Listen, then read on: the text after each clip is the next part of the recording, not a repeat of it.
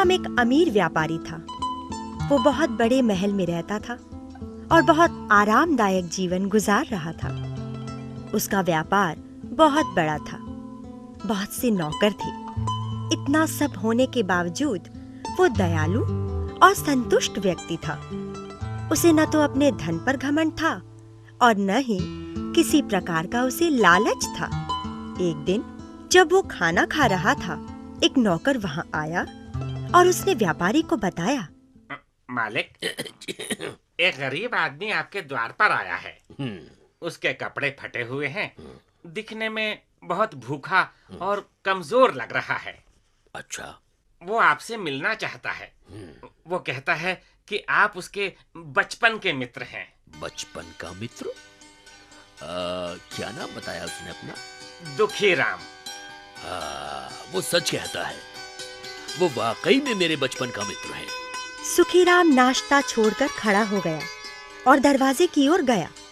सुखीराम को देखते ही उस गरीब आदमी के चेहरे पर प्रसन्नता की लहर दौड़ गई। सुखीराम अपने मित्र को घर के अंदर ले आया और उसे सम्मान से बिठाया। तुमने अपनी ये क्या हालत बना रखी है? मित्र, गांव में मेरी एक छोटी सी दुकान थी। हाँ। कई वर्षों तक तो मेरा व्यापार अच्छा चला, लेकिन एक दिन अचानक दुकान में आग लग गई। बस उस दिन से मेरा बुरा समय शुरू हो गया। लेकिन तुमने मुझे बताया नहीं। मैंने सोचा तुम एक अमीर आदमी हो, पता नहीं तुम मुझे पहचानोगे भी या नहीं।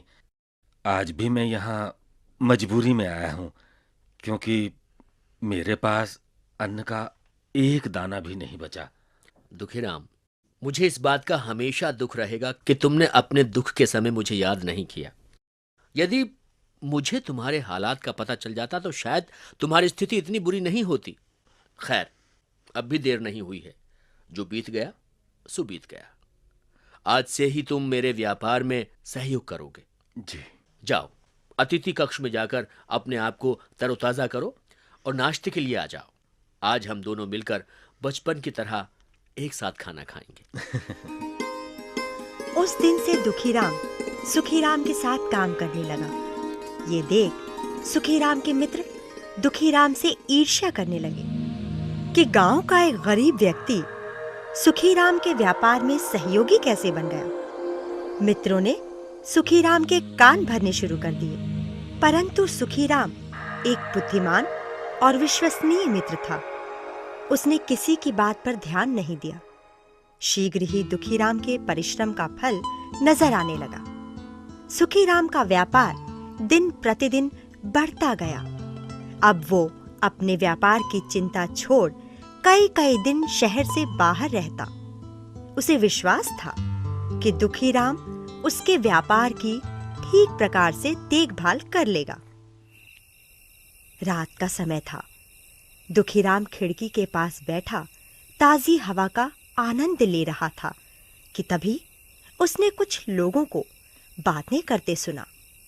उनकी बातों से दुखीराम समझ गया कि ये लोग चोर हैं और जानते हैं कि सुखीराम शहर में नहीं है।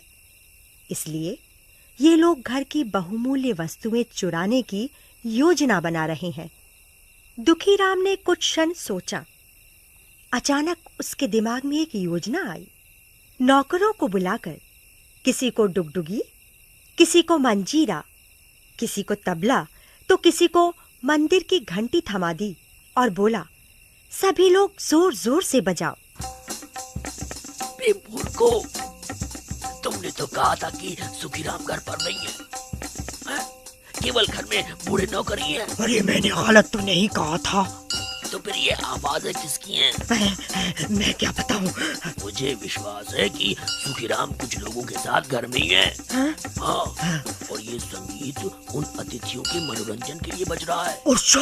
हाँ, इससे पहले कि हम लोग पकड़े जाएं, यहाँ से भाग लो। चलो चलो, भागते हैं। चलो। अगली सुबह सुखीराम घर वापस आया तो नौकरों ने उसे बताया कि किस प्रकार दुखीराम की योजना से चोर भाग गए।